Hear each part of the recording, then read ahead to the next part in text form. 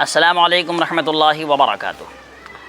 سامعین، آپ لوگوں کے سامنے ایک بات کھل کر آ گئی ہے کہ 3 طلاقیں 3 ہوتی ہیں یا پھر 1 ہوتی ہیں۔ اب تک تو ہم یہی سمجھ رہے تھے، اہل حدیث مسلک سے تعلق رکھنے والے لوگوں کا موقف، کہ ان کے ہاں ایک مجلس کی 3 طلاقیں 1 ہوتی ہیں، لیکن اگر مجلسیں مختلف ہو تو جتنی طلاقیں دیں گے پھر 3 پڑھ ہی جائے گی۔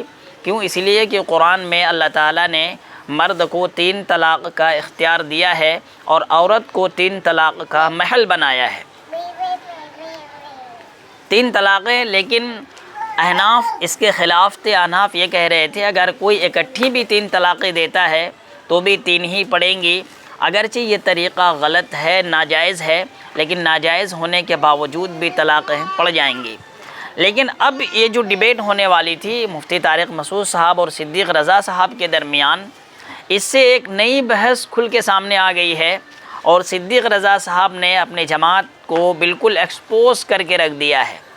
ابھی آپ لوگوں نے پورے ڈیبیٹ کے اندر ویڈیو کلپس جو آئیں، چیلنج سے لے کر کے ایکسیپٹ تک اور لاسٹ ویڈیو تک، صدیق رضا صاحب ایک بات بار بار کہہ رہے تھے، وہ یہ کہ ہمارے ہاں صرف 1 ہی طلاق ہے، 3 طلاق کچھ نہیں ہے۔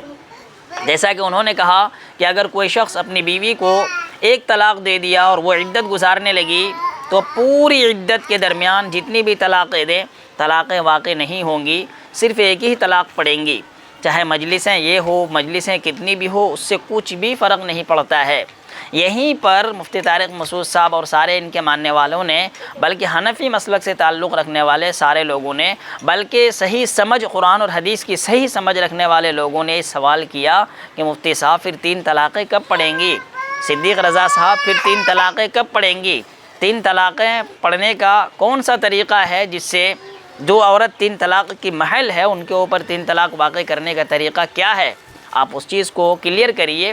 5 ویڈیو بنا دیے صدیق رضا صاحب نے، لیکن اس مسئلے کو کلیئر نہیں کیا۔ اسی لیے مفتی طارق مسعود صاحب بارہا ان سے بزد تھے کہ آپ اپنے موقف کو پہلے واضح کیجئے، اپنے دعویٰ کو کلیئر کیجئے۔ اب آپ سمجھ رہے ہیں کہ جو لوگ غصے میں آ کر اپنی بیوی کو طلاقیں دے دیتے ہیں، 3 طلاقیں، 4 طلاق، پھر وہ لوگ اہل حدیثوں کے پاس فتویٰ پوچھنے کے لیے کیوں جاتے ہیں؟ کیوں؟ اسی لیے کہ ان کے ہاں آسانی کے ساتھ 3 کو 1 کہہ کر کے شوہر اور بیوی کو ایک ساتھ رہنے کی اجازت یہ لوگ دے دیتے ہیں۔ اسی لیے لوگ طلاقیں دیتے ہیں اور پھر ان لوگوں کے پاس فتوے لینے کے لیے جاتے ہیں۔ اب آپ بتائیے، آج سے پہلے تو ہم یہی سمجھتے تھے، بلکہ کئی بار مناظرے بھی ان لوگوں سے ہو چکے ہیں اسی بات کے اوپر، کئی بار بحثیں بھی ہو چکی ہیں۔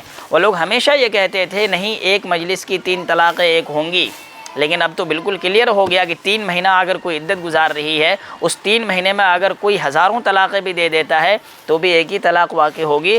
اسی لیے کہ بقول صدیق رضا صاحب کے، عورت اب دوسری اور تیسری طلاق کا محل ہی نہیں ہے۔ کیوں محل نہیں ہے بھائی؟ جب اللہ نے اس کو محل بنایا ہے، اللہ نے اختیار دیا ہے 3 کا، تو پھر آپ نے اس اختیار کو کیسے ختم کر دیا؟ دوسری بات صدیق رضا صاحب نے کہا کہ 3 طلاقیں دینا کوئی فرض یا واجب تھوڑی ہیں کہ تینوں طلاقیں مرد دے گا ہی۔ تو بھائی کیا 1 طلاق دینا بھی فرض ہے کیا؟ اگر 1 طلاق دینا بھی فرض ہوتا تو آج جتنی شادیاں ہیں پورے دنیا کے اندر، وہ تمام کے تمام لوگ بیوی کو 1 طلاق دے کر کے پھر اپنے نکاح کو ختم نہیں کر لیتے۔